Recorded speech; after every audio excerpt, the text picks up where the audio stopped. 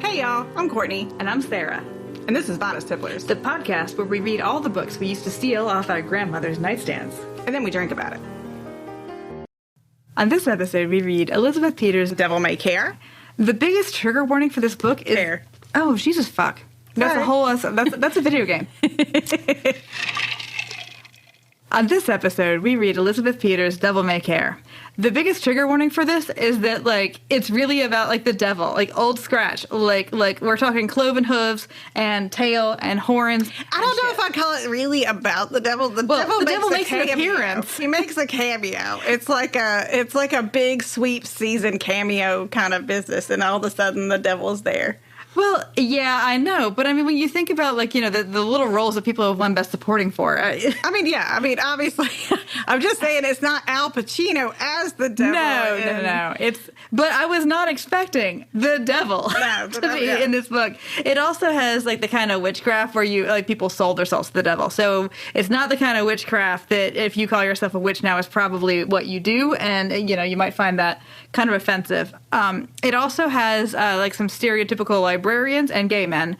And just to prove how kooky the older lady is in this book, they have her be a huge fan of the Washington football team. So the team formerly known as the Redskins, and she uses that word Redskins constantly. I mean, she's talking about the football team, not about people, but, you know, just kind of be aware. And it's also really kind of obnoxious, and it doesn't fit the book. So, yeah. Hey, y'all. How is everybody doing? Happy spooky season. Ooh. For us in South Carolina, we've had our first false fall, and we're in spooky season / swamp ass season. Yes. Remember, swamp ass lasts for us until mid-November. Mm-hmm. So we are still in the height of hot. But we are embarking to pretend that it is real fall, and we are having a bottle of a red blend called Dark Waves. It's got a very cool, like, spirally label, and, you know, pretending that it's red wine, cold enough for red wine. I drink red wine year-round. I sweat, too. But I have to, like, ice it sometimes. So, yes, we are doing Elizabeth Peters, as Sarah said earlier, Devil May Care. And Sarah's going to tell us a little bit more about Elizabeth Peters. Yeah, so Elizabeth Peters is actually known more for her mysteries. Her real name is Barbara Mertz, which is, I would have maybe gone for something else too. But the reason why she didn't want to write under her real name is that she had already written a bunch of scholarly books because she has a PhD in archaeology. She's an Egyptologist. Yeah, which is what I thought I wanted to be so bad when I was a kid. I think everybody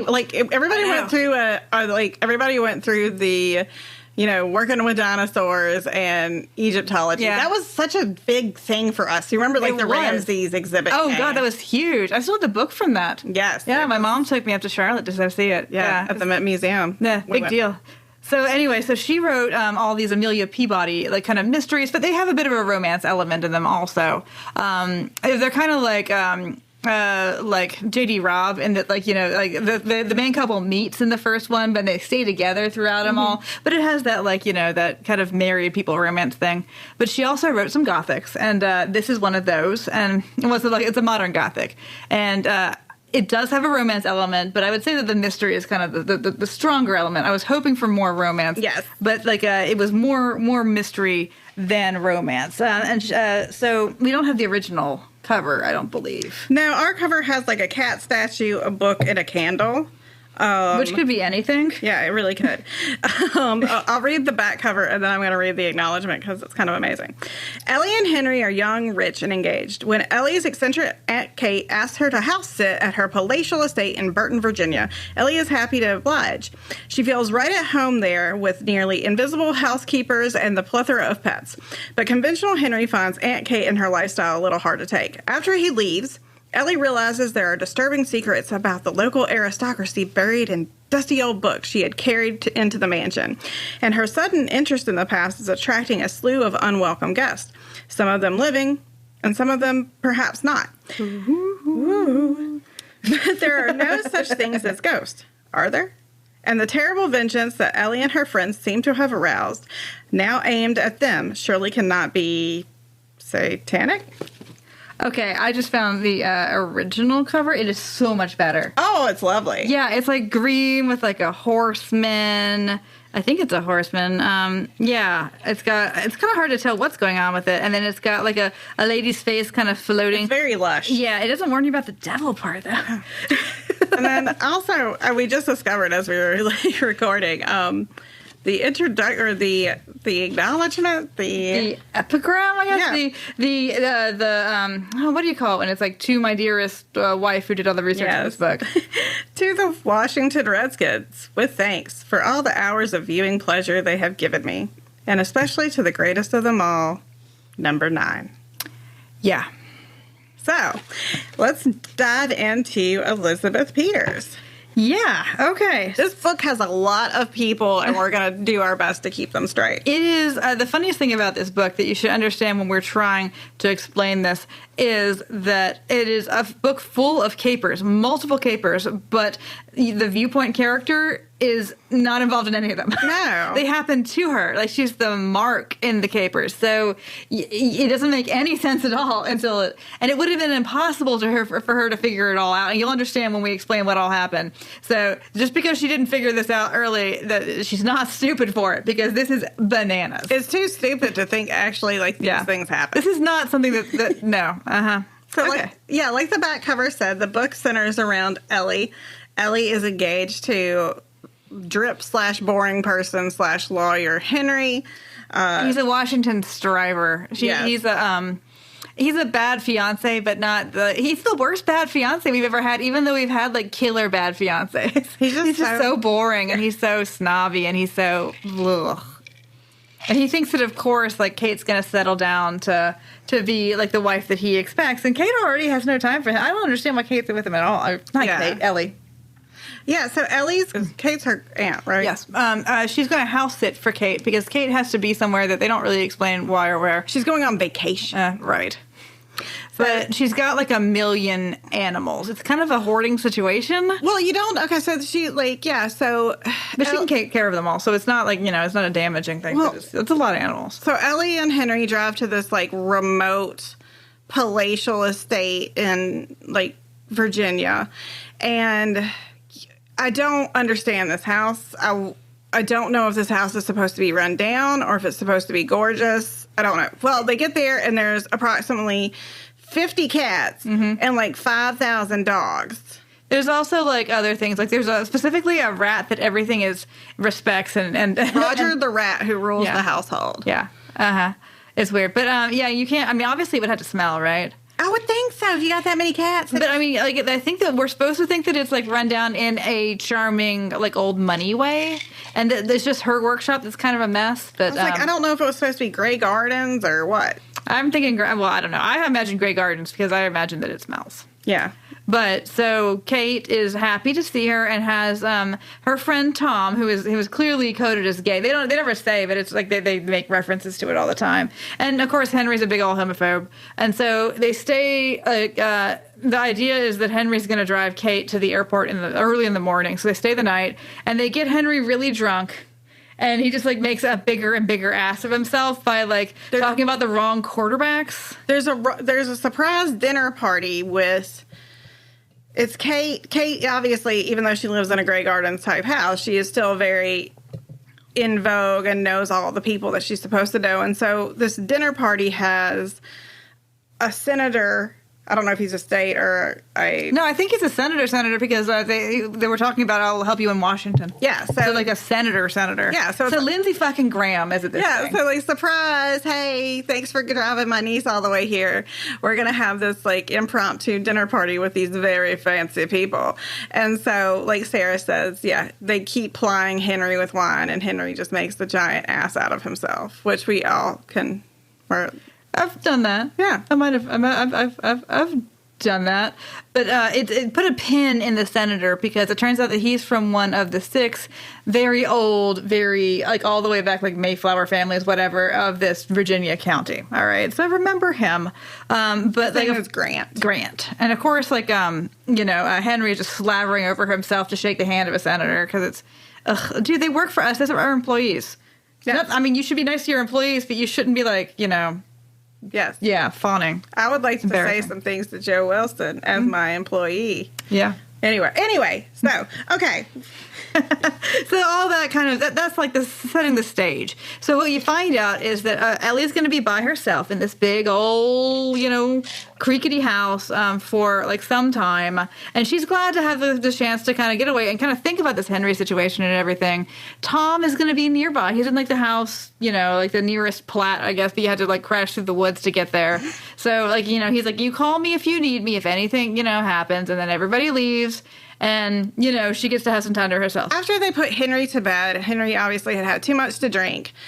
Kate has gone to bed. Ellie is getting ready for bed. And all of a sudden, like on the stairs, she sees this apparition. And it's this young man. And he's got this, like he's dressed in kind of like 18th century clothing. And he's got this scar on his face. And she just kind of looks at him and he disappears. And she doesn't really think anything about it. Like, she thinks, like, wow, that's a thing we've seen. Yeah, so the next morning, Henry gets his hungover ass up and has to take Kate to the airport at, like, 5 a.m. So Ellie doesn't see anyone off. Like, she just, obviously, is still asleep. So, like, I guess Ted calls her to find out, like, hey, how are you doing? She's like, it's kind of weird because, like, I saw, like, this is dumb, like a ghost. Yeah. And so it is like, and he gives her the suggestion, which is a reasonable suggestion. Like, did you look? Like, did you look for, I don't know, wires or like whatever? And she does, and she doesn't find anything. So she kind of like, that's weird. And she just kind of puts it out of her mind. Because what's one ghost, right? Like, one ghost isn't like all that much. One ghost isn't going to do fuss anything. About, right? It didn't seem harmful or whatever. But when she goes to bed that night with all these damn animals, and none of them are barking or anything, but she does wake up and she looks outside and she sees like two figures fleeing across the yard. There's like a lady in hoop skirts and there's a man with her. But then the dogs get upset because there's a man who is standing like in the tree line and he's like, just has this furious face and this, I don't know how she sees all this stuff from the window, like all this far way away. But like, he's just got a frightening countenance, right? And he's just full of anger and hate and the dogs don't like it. So she's freaked out now because like, well, once the dog starts barking, all right, growling. So she calls Ted and Ted's like, you want me to come over? Like, I'm on my way. Yeah, and then she actually lets Ted bring his old ass through these haunted woods. She don't care. But of course, once Ted gets there, there's nothing there anymore. Yeah. So she is, a little rattled at this point. And in the morning, she goes down, and you just only sometimes see the housekeepers. The family name is the Beasleys, and it's kind of it's kind of comic relief. Although considering what happens in the end, maybe it's not. There are always some Beasleys around, and nobody knows like how old they are or like where they live or anything. They just like how they get in. They're like fucking hobbits or brownies or something that live in come to your house and like clean up for you, but don't talk, and they're mean. Yes, and that's all they do. They clean up and then like they don't do anything else. So Ellie goes downstairs and she's having coffee and she sees Mrs. Beasley and she says, "Oh, I've seen ghosts." And so she describes them, and like one of the ghosts she describes, Mrs. Beasley, is like, "Oh, that sounds like Donald Gold, the blah blah blah blah blah from like who died at the Battle of Saratoga." And Ellie's like, "Okay." And then she says that the two that are running, that in the late 19th century, there were this woman with this terrible husband with one of those big six families, ran off with a guy from another one of the big six families, and then clearly they were both murdered by the husband. And she's like, "Oh, that sounds exactly what I saw." Yeah, and the husband is acquitted, of course. So, later on that day, she's tired. Ellie cannot get any sleep, so she's like on a chaise outside, or she falls asleep, and she wakes up and like standing over her because she wakes up because somebody stared at her is a guy who looks exactly like the first ghost that she saw, and he's not like traditionally handsome, but he's kind of got that like that Dick Van Dyke, like that mobile, like expressive face, that Jim Carrey weird rubber face. Ew. But yeah, I mean, like that, you know what I mean? That can do that whole like the facial contortions. And stuff. So he's kind of like he's almost got kind of like an actorly face. Yeah. And he's just like an interesting guy to look at. He's super skinny, and then like she talks to him. She finds out that like his dad is like the local doctor. She was like, "Did you have a cousin that died at Saratoga?" He's like, "What?" And so she tells him about her ghost, and he gets really into it. His name is Donald Gold. His father is Dr. Gold. They're kind of in addition to his dad being the town doctor, they're probably, with the exception of Ted, the closest house. Again, I think Ted lives like on a caretaker's cottage, like on the property, but far away enough. All these things are through, like, as the crow flies, not that far, but by the roads, they're like a long way. So, like, people are always running through the woods in this. So Donald is into it from the jump. And her and Donald have this very kind of sparky relationship. They're very quirky. They're quippy. They're, like, constantly making jokes. You find out that Donald had gone to medical school and, for whatever reason, is just, like, mowing lawns. Like, that's what he does, is he takes care of Kate's lawn. And Ellie has to be... give him the business. She's really kind of bitchy about it. Yeah, like, she knows nothing about this guy. And, she's like, oh, that's all you do is mow lawns? Like, that's a lot more than you're doing, ho. I know, we never know what she does, but she gets to stay at amazing giant mansions all the time for the price of cat food. Not even the price of cat food. She just the feeding of the cat food. But he gets super into the ghost. He's like, well, let's go to town, because she's got this old book that she had bought at this Georgetown bookstore. And she had wanted to give it to Kate. It's about the history of the town. But it's one of those, like, super boring ones. Like, if you are also a librarian, like, you know that there's several, like, illustrious citizens of your town that have written books, and they are rare, and they are expensive, and they are terrible. They're so boring. Yeah. So he takes her into town, and you kind of find out, like, Ted has fucking run his mouth all over the place. Mm-hmm. Like, she gets to town, and everybody's like, hey, you got a ghost. And she's like, what? And they don't think that either she's making it up, or, I mean, like, they're very judgmental about this ghost problem. People are coming at her hard. She sees the senator's wife who, like, corners her at this, like, little, like, not a convenience store, but, like, a general store. Then her and, Donald go to the library, and they meet Mary, the librarian. The one with the mouth like a dog's butthole and the bun and all that business. And she's very, like, pious, and no one will ever, like, match her illustrious dead father, And Donald is, like, just being openly dickish to her. He's like, hey, you in love with your dad? Is that why you're old and not married? And she's like, yes. But yeah, it's like that. So, she gives them some more information, and you find out, because Ellie at the time was like, I heard Mrs. Beasley told me the strangest thing about your death, And first of all, everybody's like, Mrs. Beasley spoke? Yeah. And then after that, she asked Mary, the librarian, she's like, did this one, pointing to Donald, did he have a relative that died at Saratoga? And she's like, oh, yes, that's William Gold, or, like, whatever his name was. She's like, yeah. And she's like, well, did he look like him? She's like, there's no portrait. There's no portrait in existence. There used to be a very fine bust, but it was lost. So, yeah, there's... So Mary gives them all this kind of, like, information. It essentially just corroborates. Yeah. That, like, yes, what they saw is, something that does represent some town history. Mm-hmm.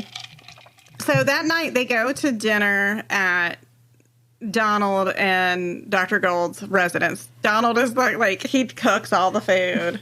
It's sweet. It is sweet. But unfortunately, when they walk in, there's an unwanted visitor there, and the name is Roger, and it's another one of these 6 big families. And Roger is a candidate for a school board who wants to get all the dirty books out and all the prayer in. So, yes, the rat that Kate has is named after Roger. So even though this book came from 1977, Roger is very 2021. Yeah, he's very concerned about critical race theory, even though he cannot possibly define critical race theory. And you see that, like, Dr. Gold, I don't remember his first name, like, apologies, like, he's very much like his son. He's just very affable, but also just, like, low-key, like, cutting.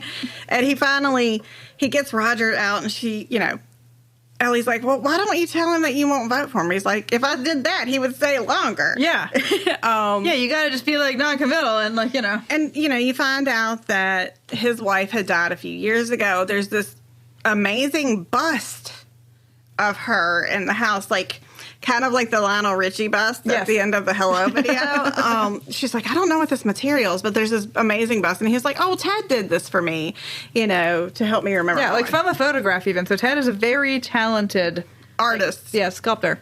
So, and they have a nice dinner and all, and then she goes home, back to Kate's house. And I don't know if it's that night or, like, the night after that, but for whatever reason, she's naked. because, well, it's hot. It's Virginia, and I guess there's no air conditioning. It's swamp-ass season. It's swamp-ass season. Although it's funny because later on in the book, it's swamp-ass season in Virginia. It is actually like July in Virginia, and they're having dinner as it's getting dark. You know how late it gets dark? Oh, no. Yeah, no. I don't know. In the 70s, though, they did those weird, like, 10:30, 11 o'clock, sometimes fancy. Yeah, it would have to be. Yeah, that's true. I guess after the key party, you had to like schedule that. But so she's naked in bed, and Ted has given her in case she's like worried, because after he came by after the whole business with with the ghost earlier, he's like, okay, just wear this, okay, just don't be stupid. Yeah, it is a very cleverly beautiful crucifix, but he's like, look, just fucking wear it, okay? I mean, I know it seems stupid, but wear the crucifix. What could it hurt? And she's like, fine, if I make you happy, I'll wear the crucifix. Oh, then she takes it off before bed. Yeah. So she's naked in her bed with all like 50 dogs, and 50 cats and 1 rat. And so, it gets really cold. Like really, really, really cold. And so when she's like, is it happening again? And she looks at the window, there's nothing. But then something light is in the hallway, like some corpse light is in the hallway. And this guy, and it seems to be, I think it's like the librarian's like dear departed father, like maybe it's supposed to be her grandfather, something, comes in and like menaces her in her bed, and she's trying to keep the towel up or the sheet up, and she like goes for something at her throat, and then it vanishes. Yeah, she's like, well, that's weird. I didn't have the crucifix on. It was like the first time like she's really, really scared. Yeah, because it was like this horrible face and like leering, and so she calls Donald, and Donald comes. Like, you're not going to sleep in this house alone. Yeah. If there's pervert ghosts, you're not going to sleep in this house alone. And the dogs did not growl for this one. Yeah. The dogs are, yeah. So, like, one of the dogs, like, Franklin, just sort of lifts his head up, and he's like, huh. So, like, for the rest of the book, he's like, I'm going to stay here, okay? Obviously, I don't know what's going on. I'm not saying it scares, okay? But something happened that scared the shit out of you, so I'm going to stay here in this house until Kate comes back. He's very, these aren't ghosts, but something's bothering you. Yeah. I mean, obviously, you didn't make it up. Yeah. Yeah. So, like, that's all well and good, and kind of like things kind of proceed with them kind of trying to do research and stuff. It doesn't really matter because like the next night there's another, I guess, haunting. Like she's woken up by like just a crash and a smash downstairs in the library. Like, what the fuck? And she runs downstairs, and it's Tom, and Tom is like laying there. Oh God, I keep calling him Tom. I'm so sorry. It's Ted Tom is on the floor, just like covered in blood in the library, and he has been, he has hit his head, and he's also had a heart attack. Yeah, somebody bonked him on the head, and he had a heart attack. Although he could have just fallen down. Like, it's not clear. I wonder if they had bonked him again, if like his heart would have gotten better. No, then he would have gotten amnesia, and then you would have had to bop him again. Yes, yeah. And by then, I mean, like he doesn't remember anything. Multiple head boppings are only for amnesia. That's it's like you didn't even go to brain doctor school. No. Like the library has been turned over. Ted is on the floor bleeding. She's very upset. Donald is making phone calls. And then she happens to look. Donald is with her. Yeah, Donald sees it too. She happens to look like up these stairs, and there is this like redheaded woman, this apparition. And it's cold again. Yeah. And it's just, it's terrifying. Like it just. It might be and it's like very, And so, and then she faints. Yeah. And the whole time she'd been like, I'm not a fainter. But, turns out she is. I mean, like, honestly, that's a good reason to faint. It's a deserved fainting. Because, I mean, like, the lights are on. Donald is there. But I do, like, Donald has no time for her fainting. Like, she's like, I didn't even get to enjoy my faint. Donald's, like, slapping her in the face. He's like, come on, get up, wake up. And, of course, he and everybody else, like, looked around everywhere. There's no wires. There's no, no evidence anywhere. But poor Ted is in the hospital, and he's like, this is back when you had a heart attack. You were in the hospital for I don't know, like 6 years. So he's incommunicado for the rest of the book. Yeah. So like he cannot tell you anything about what he saw, if he saw anything, or if maybe he just had a heart attack and fell, and that's what But somebody ransacked that whole fucking library. Then it seems like they were looking for something. So they figure out that they're looking for something that has to do with that book. And it's funny because Donald is all into the mystery, and he's like messing around the book, and he's like, I'm gonna cut it open, and she's like, no, you're not. I haven't given it to Kate yet. And he finds that the book has like a false, like the end paper is like a pocket. So he's able to, like, kind of, you know, X-Acto knife it open, and there's a piece of old parchment. And it begins with the Lord's Prayer. And then it's got things written very, very faintly, and they can't make it out. So they're like, okay, we're going to take it to the local, yeah, like, I'm guessing, like, UVA. I don't know. Like, yeah, it's UVA. They're going to go to Richmond. Yeah. And so, they get, and they're like, okay, we have this plan. But Donald's like, well, I have a plan. We're going to get the ancestors of the 6 families together. We're going to... Because it's one of them. Yeah. It's one of them. There's something in this that somebody wants, and it makes somebody look back. And so who we have for that is Grant, who we met at the dinner party. Roger, who's running for school board. We have Marjorie, who we haven't talked about. Marjorie Mary, or Mary Marjorie, who is, she is a columnist, kind of like televangelist. I think of her as like the 70s is Rachel Hollis. Yeah. You know, like her, evidently her father and her grandfather or her mother, or somebody in her family was like a major televangelist. Yeah. So maybe this is like the Franklin Graham. I don't know. Yeah. Like, you know, Franklin Graham and Rachel Hollis had a terrible baby. Yeah. And it's this lady. And she's just like saccharine sweet, but also she's very concerned about her reputation, of course. The Golds were one of the original families, too. Well, actually, it was Donald's mom. Yeah, Donald's mom. So it's not Dr. Gold. He's not in it. Yeah. And then the Beasleys, but the Beasleys are like, we out.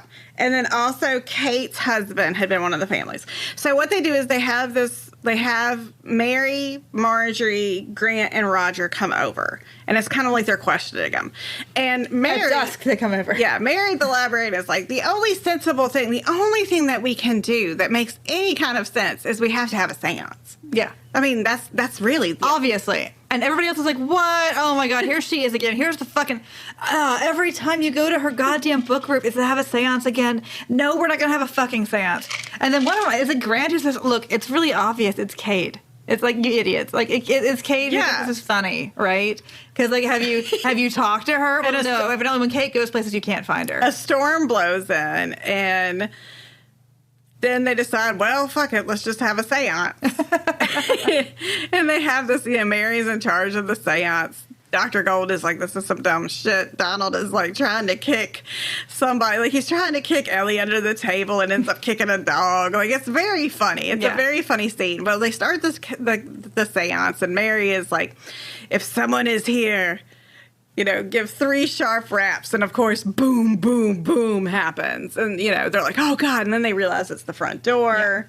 Yeah. And they, you know, and like, Ellie goes to the door, and it's Kate. Yeah. Kate's like, what's going on? I've been knocking on this door. I just realized, like, she's been traveling from sunup to sunup because the Washington football team is playing a preseason game, and she didn't realize it. I know. I love that the stipulation of preseason. It was the best part. So...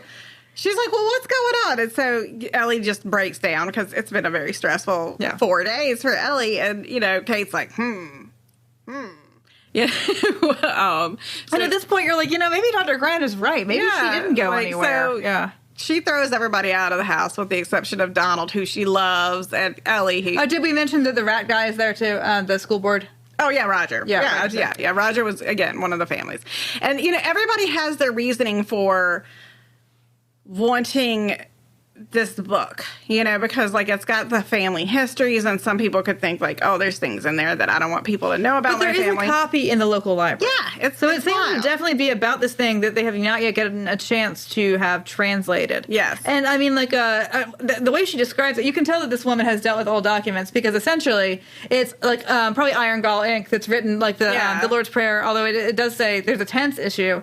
Well, what happens is when Kate gets back, they show it to Kate, and Kate, you know, because, like, the rest of them don't really speak Latin very well. And Kate's like, oh, I got this shit. And she's like, okay, what it says is Our Father. Instead of saying Our Father who, you know, who art in heaven, it says Our Father who was in heaven. And then she goes through and is like, well, this is obviously a devil-worshipping pact. But you can't read the bottom things because they're written in a different ink. Which, and then, you know, you see that all the time in old documents that, like, maybe the initial capital you can't read because it was done in red or whatever, but like, the one that fades a lot is, like, browning. Yeah. Stuff. But then they realize it's blood. And they're like, oh, shit. And then they kind of know that it's like this looks bad for whoever signatures this is, you know. And so, like, okay, so who would be most upset by that. So who's got motive on this? And of course, like obviously, the girl watch your face girl has, what's her name? Marjorie? Whatever. Marjorie Mary Marjorie. So she's got skin in that game. She doesn't want to be known as a devil worshiper. Yeah. The senator, that's not a great look. You know, so there are like Roger, a lot of people who doesn't want, you know, his school board. Yeah, critical race theory. So like almost everybody except for the people who are already in that room have a motive to have this thing suppressed. So that doesn't really help a lot, but it does kind of clarify what some of the options might be. And then, like, it's late at night. Then something starts up again. And, like, now all these people are here. Dr. Gold is here. Kate is here. Donald is here. And Ellie is here. And what they see, like, across the grass that luckily Donald has kept well kept is like was it Stonewall Jackson? It was like a dumb Civil War ghost. It's John Wilkes Booth. Oh, that's who it is. Yeah, so it's a dumb Civil War ghost, and it's not a good one. Like it just doesn't look good. Like the horse, obviously, there's like a horse that's been painted. Like like all of it just looks. Donald is like, I'll go out. So Donald runs out there, and everybody's trying to tell him not to. He like squares off with the horse, and then gets horse pummeled in the chest. Yeah, which is, you know, horses don't usually step on people, but I guess this horse is also like a not nice horse. Yeah. I don't know. So everybody's like screaming and running, and Donald is alive, but seriously injured. And so people are yelling, like, let the dogs out, let the other dogs? I don't understand why there's other dogs. She's got dogs that live in the house and then dogs that live in a kennel. You got your house dogs and your yard dogs, right? Yeah. So I guess those are the man-eating dogs. So they let those dogs out because the dogs who live in the house, I don't think would really scare off anybody. Like there's a St. Bernard who's scared of the rain. I had a dog who was scared of the rain, so... Yeah, I have a certain fellow feeling for that. But, yeah, so, like, it seems that the apparition is gone, but it was not a good-looking apparition, okay? Yeah. And Donald is, like, really hurt. So he's in the hospital, too, along with Ted. Like, well, shit, we're losing. They're dropping like flies. And now, like, things are really serious. Like, because obviously something has happened that it is... Kate finally, like, says, okay, like, that sounds like Ted. Like, Ted, he has a really big sense of humor, and he's, like, a theatrical guy. He makes all these props and stuff, and so, like, they figured out, by which you should have figured out, because they did tell you the dates, is these people running away across the lawn are late 19th century, not 1860s. Why is the woman wearing a huge, big hoop skirt? Yeah. Oh, it's because it's actually just, it's one person.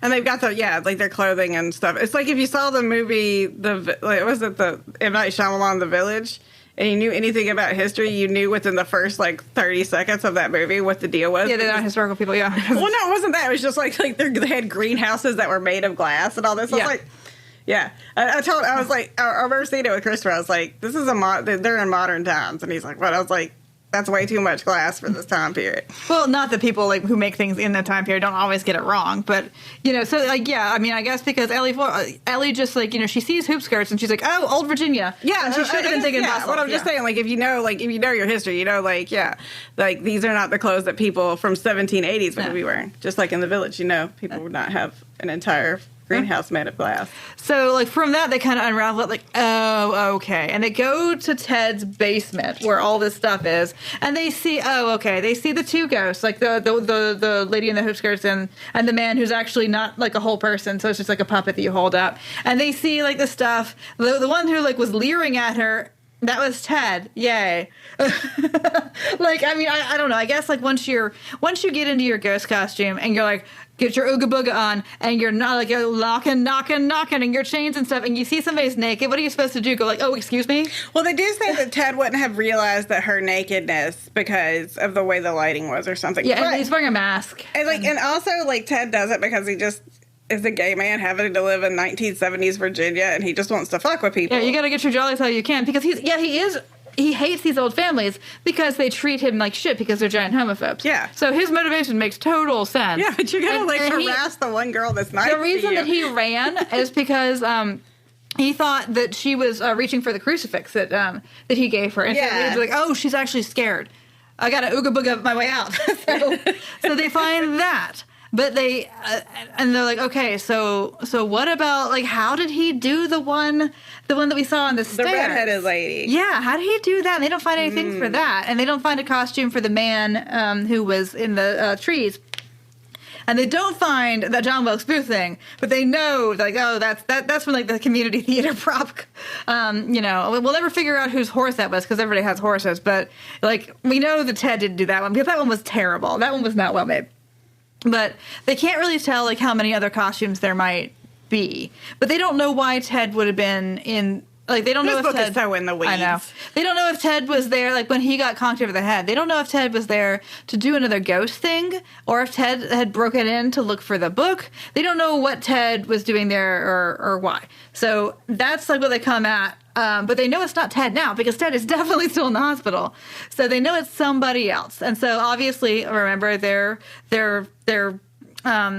number of suspects are Marjorie, Rachel Hollis. They've got Grant, who's a U.S. senator, very tall man. They got Roger running for school board, and they've got Mary, the librarian, very concerned about her family's legacy. Okay, so those are still the suspects. Now, like, so Donald is laid up in the hospital, and he's in, like, that 70s, like, hard cast. He has a lot of broken ribs. Like, he is seriously injured and on a lot of dope. Yeah. But they still have not had a chance to take that. God, it's not been 12 hours to take the paper down to Richmond. And so when they're trying to figure out what to do, they're all kind of having like a meeting in the... You find out Donald, before he went and squared off with the horse, hid the parchment. Yeah. Like, shit, where is it? I don't think they had an opportunity to take it. Because what happened when the horse rode at Donald is that, like, Kate was like... use the phone in the hallway. Do not go anywhere else in the house, because she figured that, like, whoever it was might have an accomplice, like, who might be in the house. Like, and yes, it's tossed. The house is tossed even further. I don't know how you can tell at this point, but they have, like, tossed her workroom, which is where the paper was. But, like, you can't really find anything in her workroom, which I understand. The plot of this is so overly involved. Like, I'm just so, yeah. Well, then you find out, and so I think this is when Kate she confesses. She's like, okay, I can account for one ghost. The one that you saw that was like looked like Donald, it was when he was in a play. Like, he and Ted and Roger were all in a play together.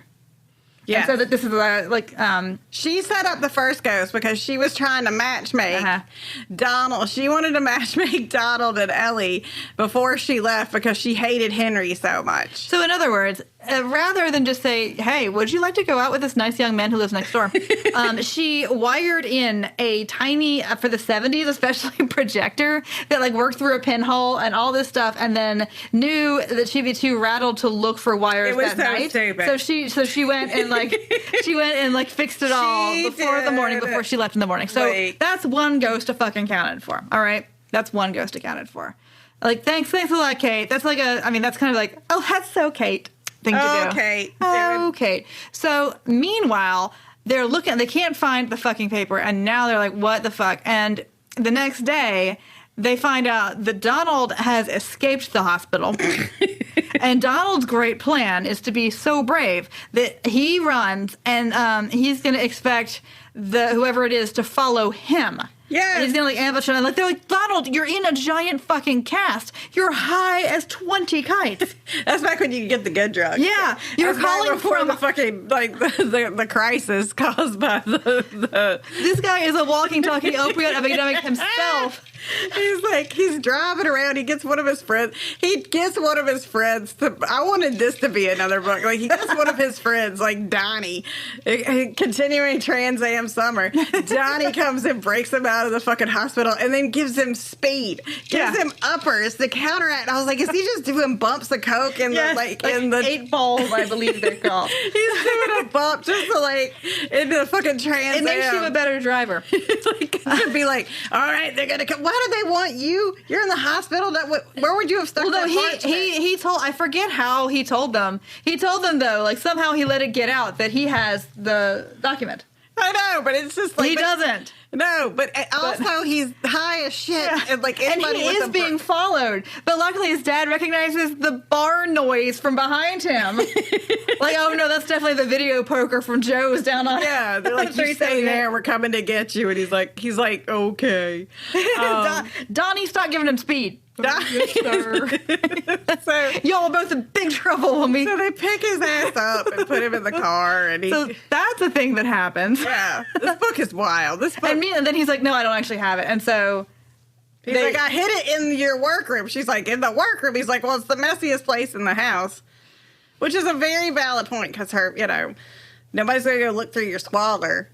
But, so what are they going to do now? Because they've wasted a day. Like, they had a day where they didn't have the damn thing. They could have gone to Richmond, but they didn't. So dark is closing in again. And so they're like, okay, what we're going to do. Oh, well, what also happens, dark is closing in. And who was following old Donald but Henry?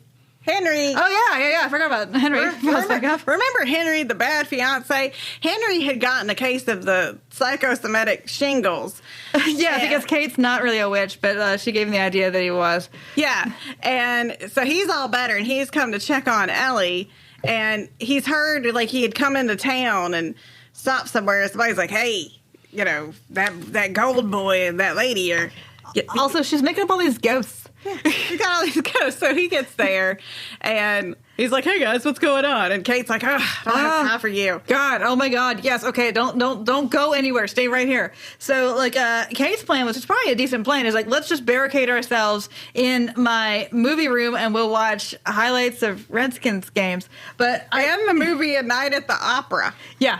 Randomly. Yes, well, just to make Ted happy, because Ted, he doesn't want to watch a bunch of Redskins highlights. I don't understand how that's supposed to be because he's gay. ICU. Oh, no, that's right, Ted is in the ICU. So who does the Night of the Opera? Oh, I think it's Dr. Gold. Dr. Gold. Oh, okay. Well, anyway, so that they're all like, okay, we need to barricade ourselves in this fucking house because it's got a million fucking doors, okay? So, like, they all need to stay together, and we need to defend ourselves tonight, because they're gonna fucking come, all right? So maybe tomorrow we can make it to Richmond, whatever, but for tonight, we have to stay together. And, of course, they immediately... Separate. Yeah, because all these things started to happen, of course. So, like, they locked all the doors, all this, but... the power and the phones. And the phones get cut. And which means, like, oh shit, like, we might actually be in real danger. Yeah, like, when somebody cuts the phones, it's not Molly, because they want to give you a danger, kiss. girl. Like, some ghost shit. Yeah. So they all, like, through whatever harebrained, however. There's a lot of, like, Scooby-Doo running through hallways in this. And they all end up in Kate's workroom, and Donald's trying to find the parchment. He's trying to find that piece of paper. And all of a sudden, this giant black apparition shows up. It's like the ghost of Christmas Future. Yes. And they're like, well, it has to be Grant, okay? Because he's, like, way too tall to be anybody else who's one of these people. Ellie's like, oh, I liked Grant. Too bad. Yeah. But, I mean, like, meanwhile, the dude's there, but he's got a gun. Yeah. Like, oh, shit. Motherfucker, you had to make this like a thing with a gun. Dr. Gold is having to pin Kate down because Kate's ready to get to fighting. He's like, there's a gun in his hand, you dumbass. And then, Don, with his broken ribs, is having to do the same thing with Ellie. So you got this crazy person. But one of them is waving the sheet. I forget who has the parchment. It's Donald. And then Kate grabs it from him. And then...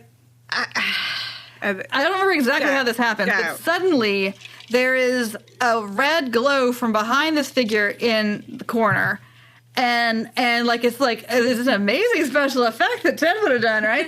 And it's like flames licking, and it's like there's like a voice like saying, "Oh, I knew I recognized you." And this is and Kate's burning the parchment. Yeah, he's setting it on fire, or like right now. Why are you? And as it burns, you can see the names. You can see because sometimes the heat will, and it's like the Beasleys are on there. It's 6 names, and it's written in blood, and it burns up. And as it burns up, like the flames, the flames go down. But that was the devil.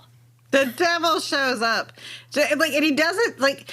You find out that because obviously the person that's in the Ghost of Christmas Future outfit like passes the fuck out because the devil is talking to him. And then they Scooby-Doo reveal, and it's Roger. It's Roger. Of course, well, it makes sense. The most evil person is like the whack job running for school board. Totally buy it. But it's like the devil, but the devil don't do nothing. He's just talking at him. Like, I guess because Kate burned the thing, and that's like the end of the incantation. Yeah, so I guess like they were like everybody who was a suspect was still kind of beholden by this contract. And they just do this throwaway line about how, like, oh yeah, all those orphanages and stuff that they used to run. I hate to think about what happened in those, like, because these were like the kind of witches that they like thought they were putting on trial. Like, these are not the kind of witches. These are like like sold your soul to the devil, evil people. And what do? Eat a bunch of babies? And that's just like part of the wrap up? So like so the book ends with Roger passed out. Henry is drunk because Henry saw all this and passed out. Remember Henry? Yeah. Henry is now drunk. They're all having sandwiches. They're all making sandwiches post the devil. The devil has shown up in your house. And you're not, in church. Like, I'm sorry, I am a hard agnostic atheist. And even I'll be like, okay, I guess I was fucking wrong. I wish I had a chance to ask the devil. Like, is it like Catholic or like which one? What's the right one? Because the devil's real. They're making tomato sandwiches. And they're watching the Redskins. And like they've gotten Henry drunk. And then all of a sudden, like Ellie or Donald is like, hey, I know you're breaking up with this guy tomorrow, but you want to marry me at some point? And she's like, sure. And then Dr. Gold says this, like, hey, Kate, you want to marry me? She's like, well, I'm not going to get married again, but I'll live in sin with you. And I was like, you just had the devil. You don't do any sinning. The devil is real. The devil was in your rec room. The old scratch. The brightest one. Fairest and fallen. We offer you greetings and defiance. The devil. They're just having sandwiches watching the Redskins, and that's how the book ends. I guess, like, when something happens, it's just, like, too much. You're like, fuck, I just make a sandwich. But Kate's just like, well, that's just another day of me. So, let me recap. What all the ghosts in this. All right, because this is why, of course, Ellie could not figure out what was going on. How could you possibly have assumed? I'm tired. Number 1 ghost. That's Kate just matchmaking and a trip to Radio Shack. Number 2 ghost is Tom's, like, bioluminescent hoop skirt caper. But 2.5 ghost is a real ghost. Yes. Number 3 ghost is Tom getting his ass kicked. No, wait, I'm sorry. Belay that. Number 3 ghost is Tom leering at a naked lady. Belay it. His name is Ted. Oh my God. I'll do. Number 3 ghost is Ted in costume leering at a naked, besheeted Ellie as she grabs for this crucifix. The number 4 ghost is Donald getting his ass... No. Number 4 ghost is Ted getting his ass kicked in the library and having a heart attack. Yeah, but that's not a ghost, though. That's him. No, but number 4.5 is the real ghost. No, they think it's a ghost to start with. Yeah. Yeah, so they don't know what happened. Ted gets his ass kicked by Roger because Roger's looking for that paper. Yeah, and then 4.5 is the second real ghost. It's the first real ghost. No, the first real ghost is out in the woods, watching the 2 of them go. Ah, that's right. There's 2 real ghosts. 2 real ghosts, 1 real Satan. This book is so good. Yes, the 2 that were doing the chase across the lawn at the first one were fake ghosts. The one watching all of it play out was a real ghost. You can tell the real ghost because the dogs bark. Yes. Yeah. So, there was another real ghost after Tom got his ass kicked. Ted. Ted got his ass kicked. Number 5. I feel like we are studying for, like... This is like an anatomy exam. Like, we're learning the cranial nerves. Like, but there's not, like, a mnemonic. Yeah. Number 5 is when Donald gets his ass beat by John Wilkes Booth, who is actually Roger. Yes. Let's be fair. The horse did the heavy lifting in that ass kicking. That's true. That's true. I don't think Roger had it in him. The 6th ghost is stolen from Ted. All the effects are stolen from Ted, and that's why it looks really good for the projector business. But it's actually Roger in platform shoes. But the 6.5 ghost is the actual devil. Yes. So we've got a bunch of fake hauntings, a couple real hauntings, and then the devil. We got 1 matchmaking. We got 2 really good, solid capers. We have 1 really shitty caper. We have a stolen caper. We have 2 real ghosts and the devil. How were you supposed to figure that one out as, like, imagine it's just you house sitting? It's very exhausting. Like, because, I mean, obviously what you were doing, if it's you house sitting and you're trying to solve this magical mystery, is you're trying to, like, figure out what they have in common. Yeah. And, of course, they don't have anything in common because they don't have anything in common, which is kind of brilliant because it makes her not stupid. But, wee doggy. So, that was Devil May Care by Elizabeth Peters. Is everybody else just as confused as we are? I hope so. I hope so, because I keep calling the dude Tom, and I'm just not going to be able to stop.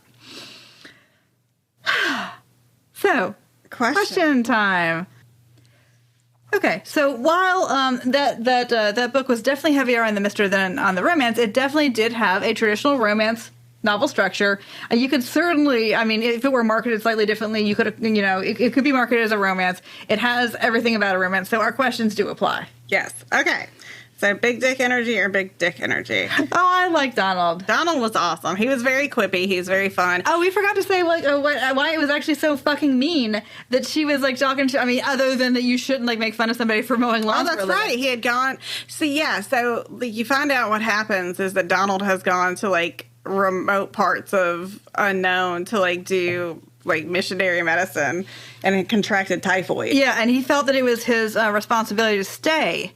And that's how he got, I mean, he almost died. And like, so he's been trying to put on weight ever since. And he's trying to just like, you know, I guess he's taken that work cure that they used to put you on back in the 19th century. And like, he's got like another few months of like, Yeah. So he's not supposed to be like, you know. What's great is like the book starts with Henry's viewpoint, and it's all about Henry looking at Ellie and just viewing her as a commodity and like, well, she's sassy, we'll have to get rid of this and like that kind of stuff. And then like the rest of the book is from Ellie's viewpoint, and like Donald never dumbs her down. He never talks to her like she's an idiot, you know. He does kiss her without her consent once. Then does she slap him? I think she slaps him. She slaps the crap out of him. So. And I think he did it more for the slap. Like, I think he wanted the slap. Yeah. It's weird. Like, it wasn't you know, obviously, like... You shouldn't do that, but it was... Yeah, it was... I did not dislike him for it. No, and I felt like, again, it was just like the lip. Like, he was like, let me see how sassy you are. But he cooks. He takes care of his dad. I mean, like, this we is have two romances, because we have... That's true. We have... you know, obviously we have Donald, but we have his father and Kate, and his father is great too. So the Goldmen, which is weird because I do like the assumption is that they are Jewish, which is wild to me that they would have been one of the foundings. Well, they're Jewish on the dad's side, right? Yeah, because it's the mom that, and they make that really clear. And I think that's to indicate that the Dr. Gold is not going to be taken by the devil. The devil. So I mean, Kate's husband, I guess, has already been taken. But, you know, he said, who cares? He's just dancing in hell. Oh my God, it's fun. You know? So, and this is all happening. I mean, well, this is all stopped. I guess it was happening anyway. It is stopped because let's refresh. Kate happened to have like an extra 5 minutes before the bus came or something, and so she went into a used bookstore in Georgetown and happened to see this book, the most boring book in the world. Like, please don't bring me a boring genealogy book about. That's all you're getting. No, oh my God, no. Is that? But so it was. So yeah, I really liked him. I liked his relationship with her. I thought the book feels more modern than 1977. Yeah, I am shocked that it is as old as it is. Yeah. Except for, I mean, a few things. I mean, like, definitely, you know, they're just ever so often somebody will say something that they would have never said. And it feels like a 90s book, though. Yeah. Yeah. So I did enjoy him. Yeah, I liked him too. And then would you talk shit with her about the heroine? Oh, I really liked Ellie. Yeah. I didn't think I would at first because, like, again, you're getting her from Henry's perspective. But she's really sharp. She's funny. Like, she's, you know, I mean, she's taken all of this fairly in stride. Like, when she faints, she's like, son of a bitch, you know? She's, it's funny because, like, it's the opposite. Because sometimes in these books, like, the women are super, super well-rounded, and the men are just, like, like a mannequin for you to put whatever you want to on them. And this one, it's kind of the other way around because, obviously, Ellie is supposed to be the audience stand-in. She was not as like richly drawn as like Kate or as Donald, but I don't know much about her backstory. But you do. I mean, like I like it when a woman in a ghost book is exactly as concerned as it seems to me you should be concerned. Like, yes, exactly. She's not fussed the first time because she's like, oh, it's probably something that I just. Let me just tell you, as somebody who watches all the horror movies, like I watch them all. What wilds me out in every single one, like it's like dealing with like a haunting or whatever, especially a haunting in a house, is these fuckers, after something crazy happens in the house, They just go to bed. Yeah, I know. Like, at least, like, Ellie was like, well, nope, that's it. I'm not going to They bed. ain't got a Holiday Inn? Yeah, well, like, she's like, they just go back to sleep. Yeah. Like, I'd be like, nah, well, I'm up. Time to make the coffee. I mean, the first time I would, because, okay, I've always been a big, like, sleepwalker or a big, what happens is I think that I'm awake and I'm doing crazy stuff and I get really upset because my husband's like, are you awake? Of course I am. Wait a minute. Maybe I'm not. Maybe That's wild. Yeah, well, my ex used to kind of honestly believe that I had some kind of multiple personality, which isn't even a thing, issue, and that one of my other personalities was a child Central American soldier, and he called her Rabbit. I used to talk a lot more in my sleep than I do now. Maybe I think that guy was just like drugging you or something. I think he was giving you bumps of uppers. I wish he had been. That would have been helpful. Yeah. Maybe that's why. I really did like her, and I think that she responded appropriately to everything. She wasn't ever really hysterical, but she wasn't ever like, whatever. See, the first time you figure, okay, maybe I was just more sleepy than I thought I was, and whatever. Like I saw something. Yeah, whatever, And I mean, like, when she starts to get concerned is when I feel that she is appropriate, I don't think anybody's worried enough about the fact that there's a literal devil. Yeah. No, for sure. Yeah, no, she's good. I also, like, Bechtel the Bitch, there are a lot of women in this. Yeah, and we have a great aunt, and, who is my kind of eccentric aunt, except they tried too hard to make her eccentric. Yeah, but they have, there's a really good relationship between them. It's they both care about each other. They both talk to each other as equals. Like, I like it. I want somebody to care about me so much that if they didn't like my shitty fiance, they would go down to the Radio Shack and they would buy the most expensive, because this is the 70s. How big was a projector then? They would run wiring up through their staircase wall. They would find a really good spot in the elaborate wallpaper to do, I want somebody who is there for me in that way. Yeah. Okay. So, when it comes to consent, is this book more Robin Thicke or Marvin Gaye? There's no sex in it. No, no. I mean, unless you call, non-consensual fake ghost leering. I have to say, that's not okay. How badly are you judging your mama for reading this She would book? not have read this book because it is not horny enough for her. This would have been there's not enough boobs. I have to say, I wish it had been hornier. I think this book would have been improved by a little more horniness. Yeah. Yeah, I mean, because, imagine it. You've just been through a terrifying thing. At that point, you don't quite know the devil's real, why is she but you not saw fucking a ghost. Donald? Come on. Yeah, I mean, exactly. For one thing, I can't believe that they never slept in the same bed. No, I would have been get your ass in here. Yeah, something scary happened on the stairs. I'm not going out that fucking hallway if it happens again. You come in here. Exactly. Yes. So, that, I thought, it was kind of strange that wasn't there. I mean, come on, Elizabeth Peters. I know. All right, would Scarlett Johansson be in the movie? Obviously, yes, because we are in 1970s Virginia. And everybody's white. Yeah. And, okay, so the one... I mean, I guess we get a couple of Jewish people, but... Yeah, but the one thing we haven't discussed, though, is that, okay, so Ted is treated compassionately, and he's a real person. He's a well-rounded person. But he does experience a lot of casual homophobia. And even, from the people, so Ellie is, she's not... She wants you to know she's one of those good people. She's not a homophobe, but she does say, "Oh, for just little things oh, for a person like that," or yeah, there's that kind of well-intentioned. Exactly. And I do kind of love the idea. I don't love the idea that comic relief Ted makes up fake ghosts because, he doesn't have kids to occupy him. I don't know, it was wild. But, I do love the idea that, if you get, if enough people are shitty enough to you as a gay man with enough money to do this, you would just start haunting them. They talked about it, and I don't know, because we don't really dive into it, if, I mean, obviously Ted is a homosexual man, but I think he also might enjoy dressing in women's clothing. Yeah, I can't ever tell. I don't know if that was just something that an assumptive that they were making because it's the 70s. Exactly. And they're horrible, and also he's a theatrical dude, so exactly. So is this somebody who is a cross-dresser, which is completely fine, or do they just assume that he is a cross-dresser because he's gay? Because I feel like it was in relation to oh, he's done Shakespeare and done what classical how Shakespeare used to be performed, where men he's worn played tights. roles. Yeah. Yeah, or where men played all the roles. Or just he's done pantomime where you put two water balloons under a dress and you put on a dumb voice. I mean, you can't really tell exactly what's going on there, but you're pretty sure that it's some gross 70s homophobia. Yes. So you're not leaving the house looking like that. There's no good outfit. Well, we kind of find out from the at the beginning Again, it's Henry talking about Ellie. And Ellie, the description we have of Ellie is kind of like Hitchcock blonde. You know, she's beautiful. She's got that perfect blonde look to her. But she dresses weird. Mm-hmm. He's always talking about her very eccentric clothing. And you don't really know what that means. I feel like there was like some mismatched outfits where like she had some culottes and like a wacky shirt on. Or maybe he just doesn't think that if she's not wearing a twin set and pearls, he wants a politician's wife is what he wants. Yeah, so...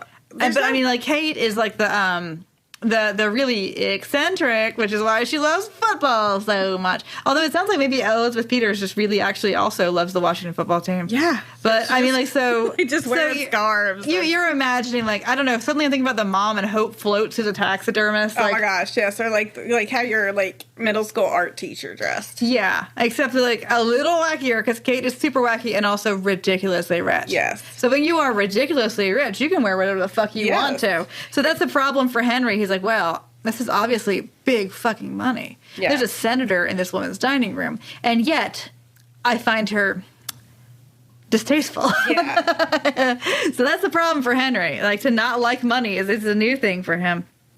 Would your 12-year-old self a dog in any pages? No, and it needs more boobs. There was no, like, we don't even, except for the one kiss that was, like, the non-permissive kiss. Like, there's nothing else. This is not a kissing book. I mean, it is a romance thing. Yeah, they're falling in love, and they but you get more heat engaged. out of the, like, Georgette hair than you do out of this one. The Georgette hair, it was entirely chase also. But, like, you could tell they were horny for each other. Yes, there's no horniness. I wonder, like, honestly... I don't know. I guess she's going to be like a medical missionary's wife. Just I wanted more horniness. Yeah, I did. Because they seem like they would be a fun couple to be doing it, but they did not. There was no doing it.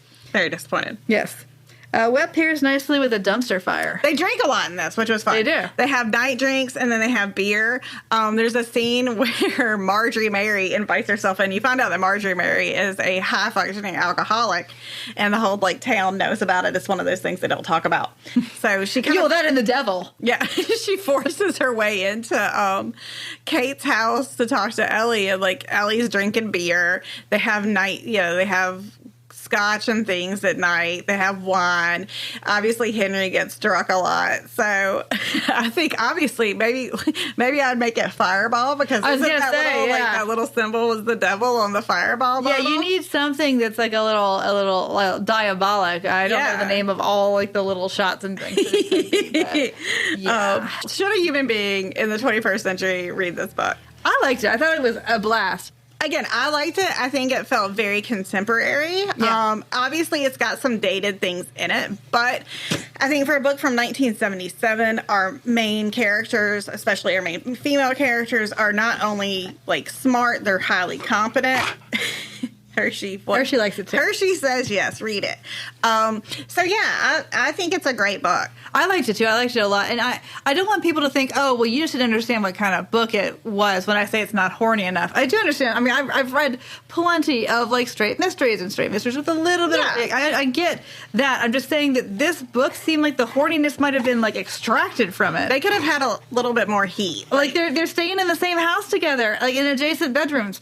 Why? Come on, something really scary happens. You jump in bed with somebody. That's how we do it. And what ends up happening is, and I think, Sarah brings up, your point is totally valid because, at the end, Donald is like, marry me. And she's like, okay. And it's like, but we haven't had any, like, expression of...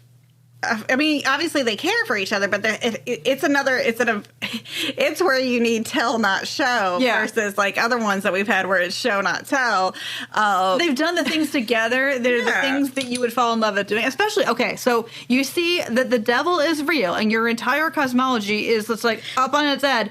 You can't spend the rest of your life then with somebody who's never seen the devil. You have to be, like, it has to be one of those people in the room. Yeah. Like, the wild thing is again, after seeing the devil, after seeing fucking Lucifer, all they do is go have a couple beers and make tomato sandwiches. Yeah.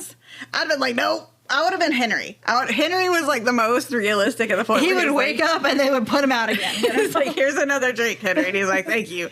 But no, I do think that this book holds up well. I think it's a lot of fun, and I think it's one that you should read. Yes, I would legitimately recommend this. I think it was a blast. Yes. Yeah, I liked it a lot. I'm so glad that we did a really fun Halloween book. It's surprising that there are not more spooky romances in the time period that we usually look for. I know. So we've been really lucky with them because I really like this one. I really like the Ivory Key. Okay, so we hated Ghost of a Chance. You can't win them all. No, you can't, but so this has been our take on Devil May Care. As usual, you guys can find us on Instagram at Bodice Tipplers. You can find us on Twitter at BTipplers, Facebook, Bodice Tipplers, BodiceTipplers.com. And if you are so inclined to throw us a couple of dollars, we have a Patreon with all different levels, and that is patreon.com/Bodice Tipplers. If you don't want to throw us a couple of dollars, but like us anyway, you can rate and review us wherever you listen to podcasts. Everybody enjoy your spooky season.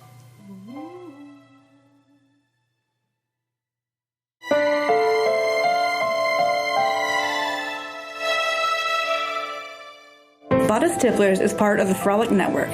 Find more podcasts you'll love at frolic.media/podcasts.